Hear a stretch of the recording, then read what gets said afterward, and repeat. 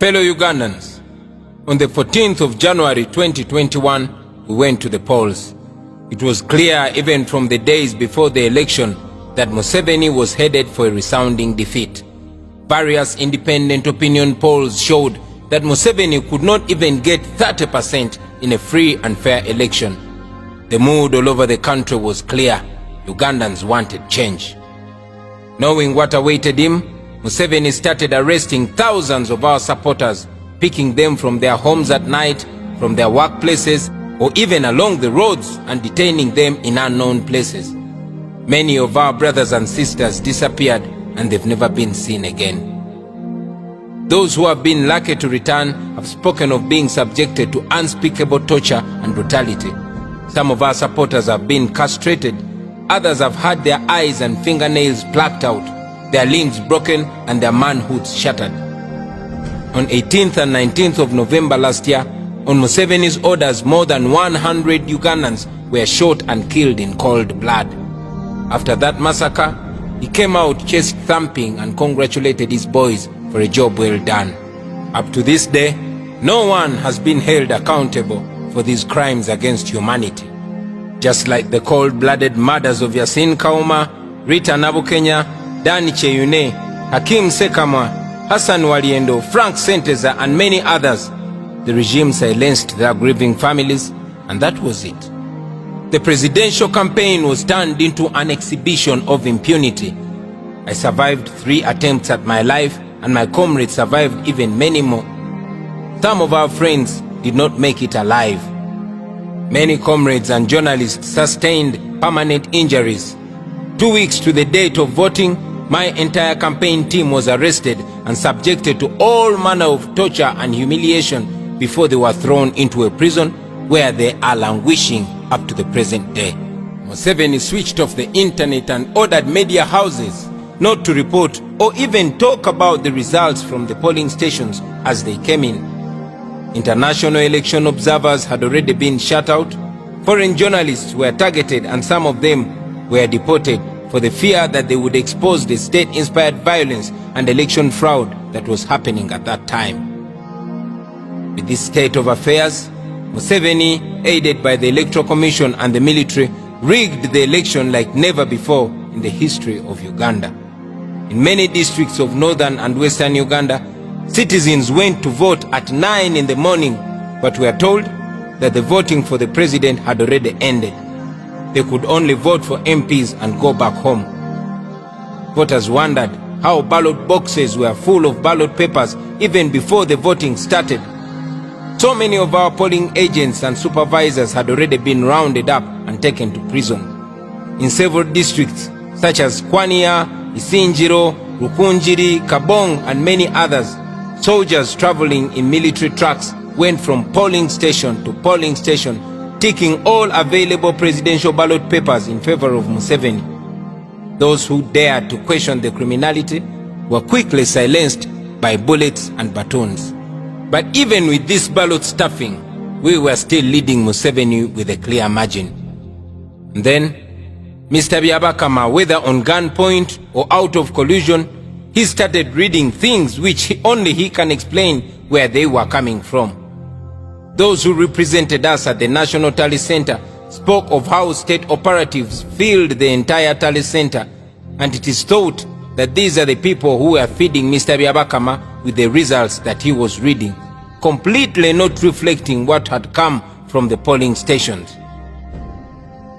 Then on the 16th of January, by 4 p.m., Mr. Byabakama completed the fraud and announced Museveni as the winner. Once again, General Museveni and his small clique of gunmen imposed themselves on the people of Uganda. Up to now, the Electoral Commission is still grappling with forged results. A look at Byabakama's declared results will shock you. These people, they did not apply any smart thinking in their rigging. It was crude. At hundreds of polling stations, the dead resurrected and voted. Byabakama claims that 100% registered voters turned up and voted. Some presiding officers were not intelligent in their overzealousness. The number of those who voted was actually more than the number of the registered voters by far.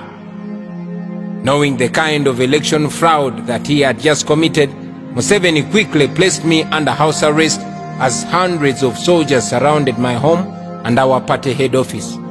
Having disabled our U-Vote app by switching off the entire internet, they knew we were still determined to tally our results, and so they started arresting all our comrades who had DR forms. And then the abductions and kidnaps intensified in those dreaded vehicles commonly known as drones. By the time the High Court ordered for my release from house arrest, there were only 4 days remaining to petition the Supreme Court about the suppression of the voice of the people of Uganda. Despite so many doubts about the Supreme Court from so many people, we decided to give the judicial process a chance. We all now know what Museveni has done to our public institutions. The Supreme Court clearly showed outright bias. The Chief Justice, through his conduct and comments, showed that the matter before him was decided long before we even filed it. So it was because of these reasons that we decided to withdraw the case from the Supreme Court and bring it to you, people of Uganda. With the fraudulent announcement, Mr. Byabakama and his 6 electoral commissioners suffocated the voice of the people of Uganda. And then Mr. Uwinyidoro and his panel of 8 people shut out our evidence and denied us an opportunity to amend our petition and raise other strong grounds, an opportunity that had been given to the previous petitioners in a similar matter. All these individuals hold offices in trust of the people of Uganda, but they betrayed that trust and chose to please the one who appointed them, leaving Ugandans totally on their own. So today, I want to once again remind all of you, my fellow Ugandans, that we are on our own. I have brought the case back to the court of the people, and the people of Uganda must now sit, in fact stand, and give judgment in this case. In 1980, General Museveni took part in an election which he lost miserably. He claimed that the election had been rigged and started a war. 500,000 of our people died in pursuit for a better Uganda. But look what Museveni has done. He has betrayed the blood of our people and has done many times worse than the regimes he castigated for rigging elections and for killing people and for causing enforced disappearances. Ugandans must now rise to the occasion and resist Museveni and his regime of blood. As we have been saying, we are non-violent and lawful. Our philosophy stands firm. People power is stronger than the people in power. Article 3 of our country's constitution empowers the citizens of Uganda to do everything in their power to restore the constitutional order once it has been overthrown, just like it is under Museveni. That is the next phase of our struggle. Many of you fellow Ugandans have been asking us what is next. The answer is you, me, all of us. The answer is people power. I therefore call upon all of you fellow Ugandans to rise and demand for our election victory, to demand for the immediate release of all the political prisoners, to demand that the security agencies immediately bring back all our people that have been abducted and kidnapped by the government in drones.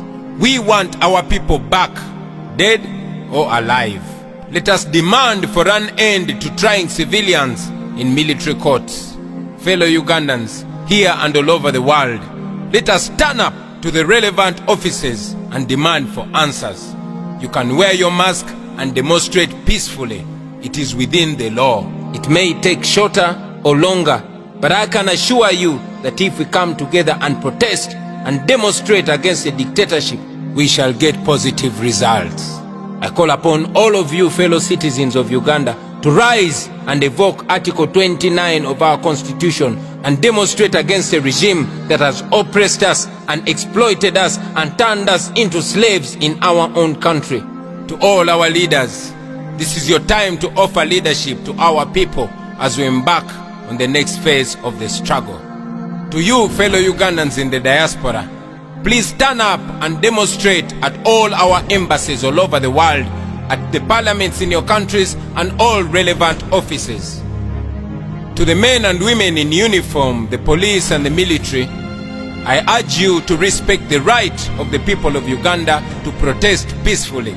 Your constitutional duty is to offer security to the people of Uganda, not to beat them or even kill them. I call upon all the forces of change to remember that this is not about any particular political party or politician. This is about our nation.